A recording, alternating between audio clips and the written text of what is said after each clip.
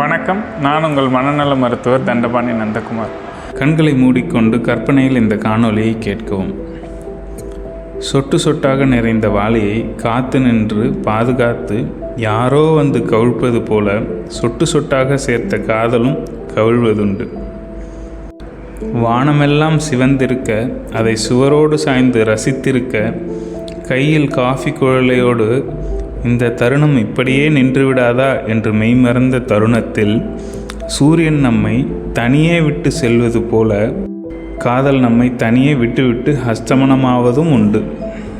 பார்த்து பார்த்து செங்கல் செங்கலாய் ரசித்து ரசித்து இதில் நாம் எவ்வாறு வாழ்வோம் என்று கனவு கண்டு கட்டிய புது வீடு புதுமனை புகும் முன்பே அடித்துச் செல்லும் காட்டு வெள்ளத்தில் கண்ணெதிரே காணாமல் போவது போல பார்த்து பார்த்து நிறுவிய காதல் தூண்களும் நிலை குலைவதுண்டு.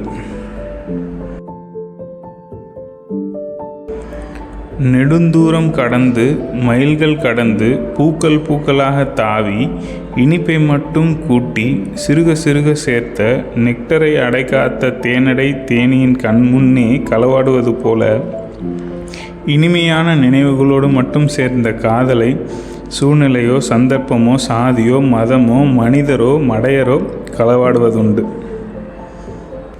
இரவோடு இனிமைக்கு துணை இருந்து இருண்டு கிடக்கும் வானத்திற்கு இரவெல்லாம் ஒளி சேர்த்து நாம் செல்லும் இடமெல்லாம் பின்தொடர்ந்து வரும் ஒற்றை நிலவு அமாவாசையன்று காணாமல் போவது போல இரவோடு இனிமை சேர்த்த இருண்ட வாழ்விற்கு இனிமை சேர்த்த நாம் செல்லும் இடமெல்லாம் நம்மை பின்தொடர்ந்த காதல் காணாமல் போவதுண்டு. நீண்ட நெடுதூரம் நடந்து முடியாது என்று சொல்லியும் அடிமீது அடி வைத்து ஏறி கால்கள் வலித்து மூச்சு திணறி ஏறிய எவரெஸ்ட் மலையின் உச்சியில் திரும்ப போ என்ற பலகையை பார்த்தது போல கடினமான சூழ்நிலையிலும் பொருட்கஷ்டத்திலும் மன கஷ்டத்திலும் ஏறிய காதலின் உச்சியில் திரும்ப போ என்ற வாசகங்கள் இருப்பதுண்டு. பகலும் இரவும் போல காதலும் வந்து போகும். குளிர்காலம் வெயில் காலம் போல காதலும் கடந்து போகும். வாளியில் சேர்த்த நீர் வீணாய் போனால் என்ன? வாளி உன் கையில்தானே இருக்கு. திரும்ப நீரை சேர்க்க ஆரம்பி, மீண்டும் அது நிறையும். சூரிய அஸ்தமனம் போல காதல் அஷ்டமித்தால் என்ன? கொஞ்சம் பொறு, மீண்டும் காலையில் சூரியன் உதிப்பது போல உனக்கும் காதல் உதிக்கும். காட்டு வெள்ளத்தில் வீடு அடித்து சென்றால் என்ன? தவறை உணர்ந்து தவறை திருத்தி மீண்டும் வீடு கட்டு. போனது பொருள்தானே தவிர உன் நம்பிக்கை அல்ல.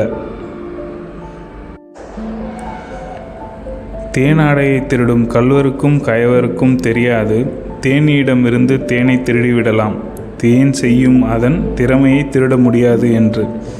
உன் திறமை உனக்குள் இருக்கும் வரை மீண்டும் காதல் மலரும். தடைகள் எல்லாம் தகர்த்து எறியப்படும். அமாவாசை அன்று தனிமையில் விட்டு சென்ற நிலவும் பௌர்ணமி அன்று மீண்டும் புது பொலிவுடன் திரும்பும். உன் வாழ்வில் மீண்டும் காதல் புது பொலிவூட்டும். உனக்கும் தெரியாது எனக்கும் தெரியாது எவரெஸ்டின் உச்சியில் திரும்ப போ என்ற பலகை இருக்கும் என்று. அதனால் பாதையை கொண்டாடு, காதல் உணர்ச்சியின் மிரட்சியை கொண்டாடு. படியில் ஏறும்போதோ இறங்கும் போதோ ஓரிரு படிகள் சறுக்குவதுண்டு. அதற்காக படியிலேயே இருந்து விடுவோமா? பயணத்தில் கவனம் செலுத்து. காலம் கடந்தால் சூழல் மாறும். சூழல் மாறினால் காதல் மலரும். உணர்ச்சிகளை கட்டுக்குள் வைத்து உத்வேகத்துடன் பாதையை தொடரு. Love is neither created nor destroyed. It can be changed from one form to another, but it takes time.